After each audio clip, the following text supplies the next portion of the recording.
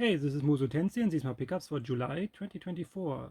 I got 21 games. Let's start with the PlayStation 1. The first 3 games are all Japanese games and came in a bundle. Actually, the bundle had 4 games, but one of the games was Tales of Destiny, which I already have, so I gave it to my brother. But it was still pretty cheap for the 3 games. So the first game is the main reason I got this. It's the original Growlanser. Sadly, this one is a bit broken, but it's fine. For the price, it's fine.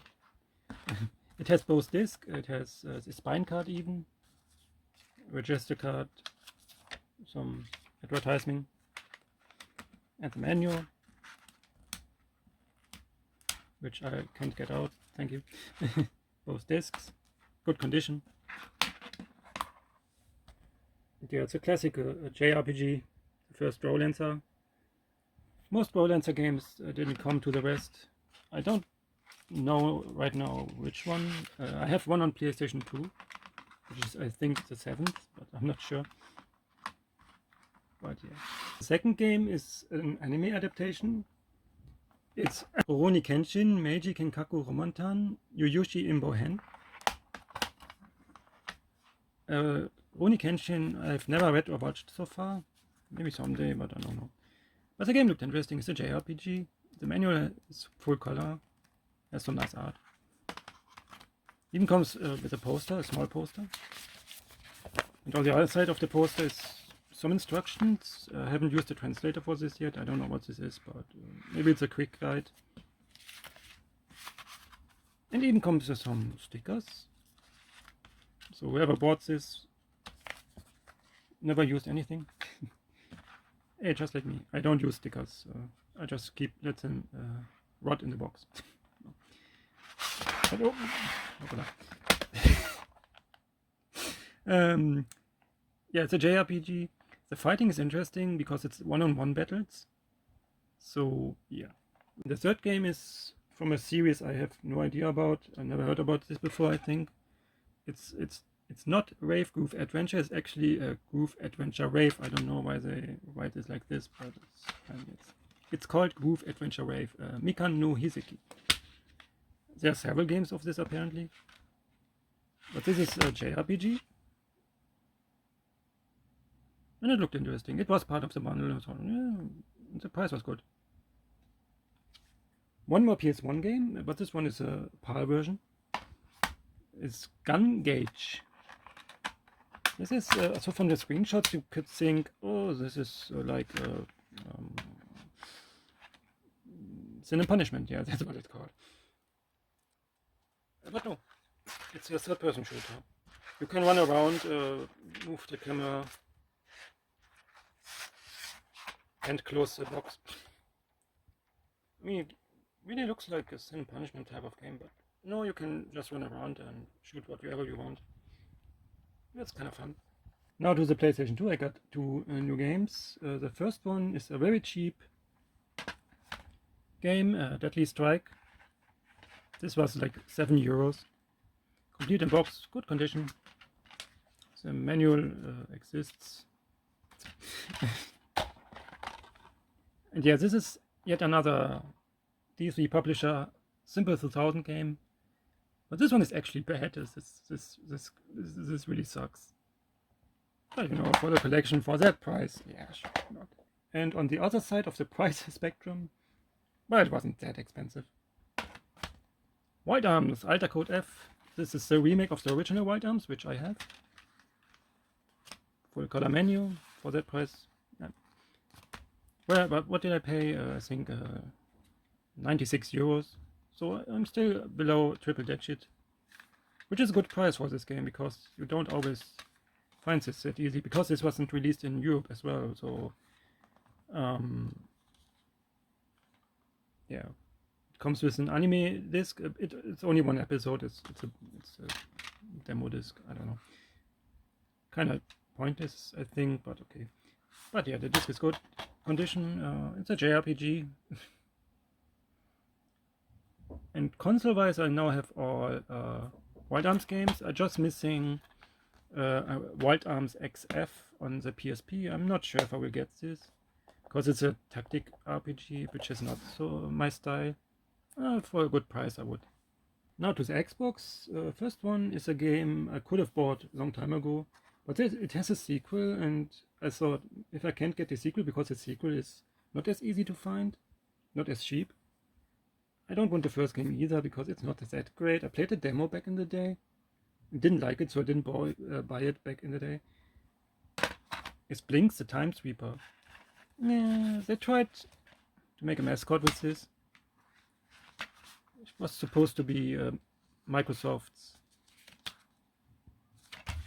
Mario or Sonic. Didn't work out because the game isn't that great. Concept is good, but controls are not good. The camera can be changed, so if you press left, the camera goes right, which is awful. Just awful. And other stuff is not good either. But despite it not being pretty good, it got a sequel, Blinx Master of Time and Space, which is not as easy to find as the first game. I got a good price for this. Full color menu. And honestly, this is an improvement. I played both back to back, not through a test played them. Yeah, this is better. It has better camera, better controls. It's a better game, I would say, from what I played. Maybe later in the game something changes that badly, but yeah, it's fine. For the PlayStation 4 I got 2, or technically 4 new games. Let's start with Resident Evil Revelations.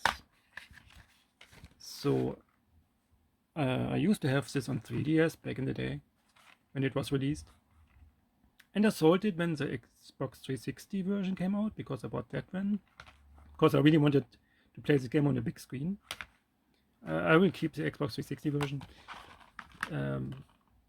but yeah, this is an enhanced version once again, which I was always looking to get.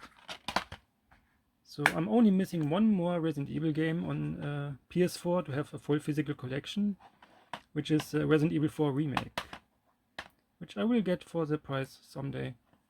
And the other 3 games are in a collection. It's a Lego Marvel collection, which has Lego Marvel Superheroes 1 and 2 and Avengers.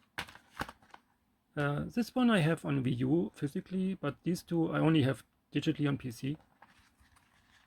And for the price I paid here, yeah. Also, these are complete editions, so they have all the DLC is all on the disc. That's pretty cool to have everything on one disc. So yeah, it's an Italian cover version, but the disc is multi-language. Now to the Switch. I got quite a lot of Switch games. Let's start with Play Asia bundle. The first one is the Prison Princess plus Prison Princess Trapped Allure collection. They could have just called it Prison Princess collection, but they went with the complete title of the games. That's fine. This is a collection of 2 point-and-click adventure games, I guess you can say. Point-and-click adventure visual novel mixtures, which I have both digitally, of course.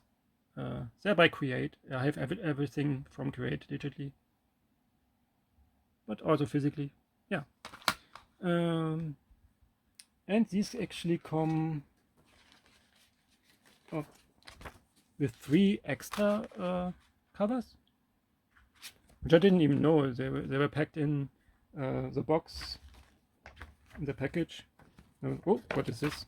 Oh, extra covers. That's cool. For each game, 1, and for each game, I think the first game has 1. What was the third one? Oh, it was Trapped Allure as well. So 2 for Trapped Allure and 1 for the original.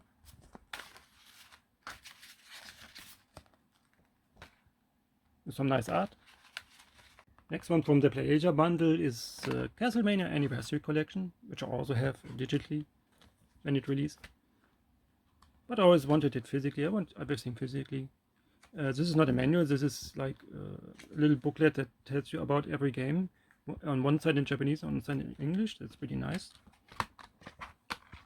And it has almost all the old games. It has Castlevania 1, 2, 3 from the NES, Castlevania 4 from the Super Nintendo, Adventure and 2 on Game Boy, Bloodlines, and Kid Icarus, sorry, Kid Dracula, Kid Dracula, the NES version. This is the first time this was ever released outside Japan. I have this actually on Game Boy. The Game Boy version is not on this, sadly. I think they could have included that, but no, okay.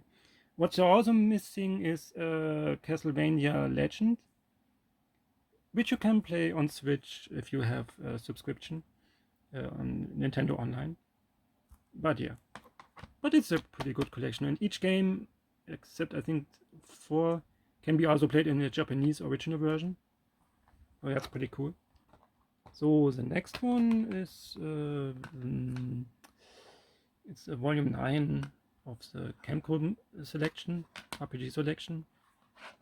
I already have volume 9, but last time I accidentally bought the English cover version, and it has a different spine. It looked different, so usually the Japanese ones are cheaper. The card is the same, there's the same content, but just the cover is Japanese and it's cheaper. And I want to get the cheaper version because I don't care. But it looks stupid, so I just bought the Japanese version and sold my English cover version to my brother. That's fine. As usual, it has Ambition Record, As Divine Saga, Ghost Sync, and Sword of Elpisia. 4 low-budget JRPGs from Kemco.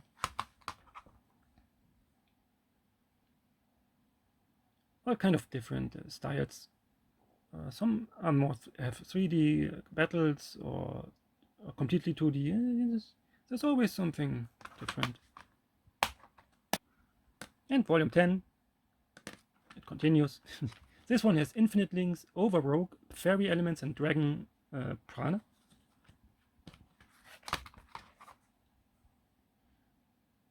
And the 11th collection is already announced. I think it releases in September, maybe? I'm not sure. The Japanese version again, because they're cheaper. And 6 more Switch games, which I bought all together in a bundle. The first one is Ufouria 2, the Saga. This is a cute platformer. This is actually the sequel of a very old NES game, Ufouria, also known as Hebereke, which I have digitally on Switch. Then we got The Thing Remastered. This is a remaster of an old PS2 game, which I never played. I don't have this game on PlayStation 2. It's based on a horror movie, which I never watched. I think, I'm not 100% sure about that. I watched a lot of stuff on TV back in the day. Maybe I watched this, I can't remember, it's way too long ago. But it's pretty cool. I think the German version was censored on PS2. This was uncensored. Next one is the Assassuit Leynos Saturn, Leynos 2. It's the second game. Saturn Tribute. So this is a sequel to a game I have on PS4. Assassuit Leynos. Nice menu. Oh, it's an art book. I think it's an art book. This was released in Japan a while ago, but the Japanese version doesn't have English. This one has. So it's cool. Next one is Chronicles of the Wolf. Yeah, just think Castlevania, but instead of Dracula, you fight werewolves. But yeah, this is very Castlevania. Like, it has elements from Castlevania 2 even. This is a highly regarded Castlevania ripoff. I shouldn't call it ripoff, but it's cool. It's really cool. Then we got Air Twister. This is a game from Yu Suzuki, the creator of Shenmue. Menu. One-page menu. It's okay. It's kind of like Space Area. It feels a bit cheap. I don't know. A little bit. looks-wise, graphics-wise, it feels a bit cheap. A bit low budget, but it's okay. It wasn't expensive either. None of these Switch games was really expensive. And the last Switch game is the Reaver 1 and 2 Remastered Collection. This is just a standard edition because, unlike with the Tomb Raider Collector's Edition, which I got, this only comes with a standard art book, not a map book, which I find useful. So, and this Collector's Edition would be 20 euros more. So I thought, nah, I don't care about a normal art book. But yeah, the games are cool. I have both. I have the original one on Dreamcast and 2 on PlayStation 2, but these are remastered. So that was 20 games, but I said on the beginning it's 21. So what comes after Switch? Oh, the Switch 2. Yeah, I got my first Switch 2 game. It's Donkey Kong Bonanza, which is a really, really fun game. It's in my console right now. But I have to be honest, this is a second-hand copy, because they want like 80 euros for a new copy, and no, I can't. I know, like I paid right 95 euros for here Wild Arms 2, Wild Arms Alter Code F. But for an old game like this, first off, this was only released in the US, not in Europe. So I was lucky to find a European seller, even a regional seller, for that price. And you pay for rarity and collectability with these type of games, which is not given with new releases. Just not. You don't even know if it's complete already on the cartridge. Here, Wild Arms Alter Code F is complete. There's no patches. If there's a bug, then there is a bug. That's just how it is. How it used to be. But I can't justify paying more than 60 euros for new games. I just can't, even, especially if you can go and buy something like Clair Obscur Expedition 33 for like 50 or even less. No. So when this released, I made a folder of bookmarks in my browser. All kinds of websites that sell games in my region. And I looked at this daily because I wanted this game, but just not for the price they were asking. And one morning, I woke up. The first time I did was looking at eBay listings, and there was one for 54 euros plus shipping. So that made it to 56 euros. I grabbed it. I grabbed it so fast. So yeah, I'm happy it arrived. And yeah, that's how I will continue. If the game is not 60 euros, I will wait till it is 60 euros. If it's second-hand or not, I don't care. And that's everything for this month. Thanks for watching. Till next time.